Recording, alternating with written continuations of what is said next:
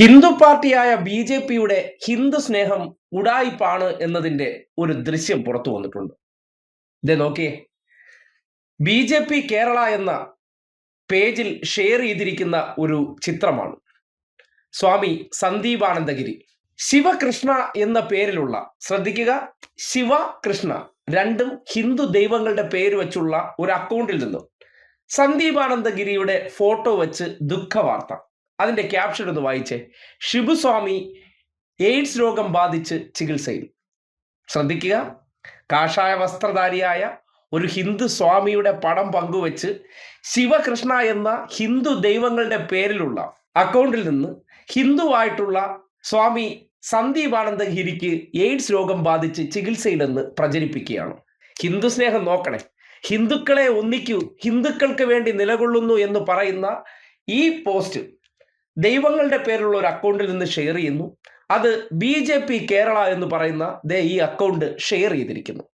നോക്കിയേ, മോഡിജി സുരേന്ദ്രൻ അഥവാ ഉള്ളിസുരയ്ക്ക് വിവാഹാശംസകൾ നേർന്നുകൊണ്ട് ബി.ജെ.പി പോസ്റ്റുകൾ വരുന്ന ഹിന്ദു പാർട്ടിയുടെ ഫേസ്ബുക്ക് പേജിൽ ഒരു ഹിന്ദു സന്യാസിയെ അവഹേളിച്ചുകൊണ്ട് പോസ്റ്റ് ഇട്ടിട്ടുണ്ടെങ്കിൽ എന്താണ് നമ്മൾ മനസ്സിലാക്കേണ്ടത്? ഈ ഹിന്ദു സ്നേഹം ഒരു തരം ഉഡായിപ്പാണ്. ഏത് തരം ഉഡായിപ്പ്? ഹിന്ദുക്കൾക്കിടയിൽ ചിലർക്ക് ആധിപത്യം ഉറപ്പാക്കിയെടുക്കണം.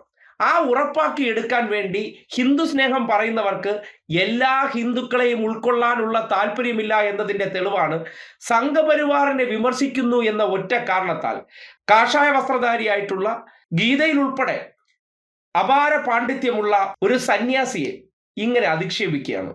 അതിലൂടെ ഹിന്ദു സമൂഹത്തിന് ഇവർ കൊടുക്കുന്ന സന്ദേശം എന്താണ്?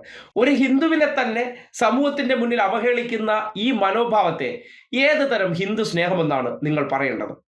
അപ്പോ ആ ഹിന്ദു സ്നേഹം ഈ അടുത്ത കാലത്ത് നന്ദഗോവിന്ദൻ ഭജൻസിനോട് ഇല്ലാതെ പോയി. എന്തുകൊണ്ട്? സംഘപരിവാർ ആശയങ്ങൾ നിലനിർത്തുന്ന ഹിന്ദുക്കൾ, അവരെ മാത്രമേ ഹിന്ദുക്കളായിട്ട് പരിഗണിച്ചിട്ടുള്ളൂ. ഏത് കാര്യത്തിൽ? ബി.ജെ.പി എന്ന കാര്യത്തിൽ. സംഘപരിവാറിനെതിരെ ശബ്ദമാകുന്നവരൊന്നും ഹിന്ദുക്കളല്ല, ആക്രമിക്കപ്പെടേണ്ടവരാണ്. എന്നാൽ ഇതേ ബി.ജെ.പിക്ക് അകത്ത് നിൽക്കുന്ന ഹിന്ദുക്കളിൽ എത്ര പിന്നോക്കക്കാർക്ക് പ്രധാനപ്പെട്ട സ്ഥാനമാനങ്ങൾ നൽകുന്നുണ്ട്? അതെല്ലാം സവർണ ഹിന്ദുവിന് മാത്രം. നായരും മേനോനും പിള്ളയും നമ്പ്യാരും നമ്പൂതിരിയും ഇവരങ്ങ് പകുത്ത് പങ്കിട്ടെടുക്കുകയാണ്.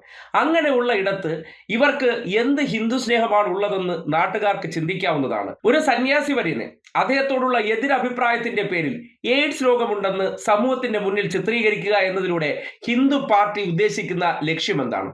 ഇതേ സന്യാസിയുടെ ആശ്രമം നേരത്തെ ആക്രമിച്ചതും ബി.ജെ.പിക്കാരായിരുന്നു. ഏത്? ഹിന്ദു പാർട്ടിക്കാർ. എന്തുകൊണ്ട്? ഇവരെ വിമർശിച്ചു എന്നതിന്റെ പേരിൽ. അദ്ദേഹത്തിന്റെ ആശ്രമം ആക്രമിച്ച് അദ്ദേഹത്തിന്റെ കാറൊക്കെ കത്തിച്ചു കളഞ്ഞ ഈ വല്ലാത്ത തരം ഹിന്ദു സ്നേഹം നാട് മനസ്സിലാക്കേണ്ടതാണ്. ഒരു ഹിന്ദുവായിട്ടുള്ള സന്യാസിയെ എയ്ഡ്സ് രോഗിയാണെന്നൊക്കെ പ്രചരിപ്പിക്കാൻ ശ്രമിക്കുന്നിടത്ത് ഹിന്ദു സ്നേഹം അല്ലെങ്കിൽ ഹിന്ദു ഉണരൂ എന്ന് പറയുന്ന ഇവരുടെ വാക്കിലെ കാപട്യം നാട് തിരിച്ചറിയണമെന്ന് മാത്രമാണ് ഈ ഒരു അപകീർത്തികരമായിട്ടുള്ള പോസ്റ്റിനെ മുൻനിർത്തി പറയാനുള്ളത്.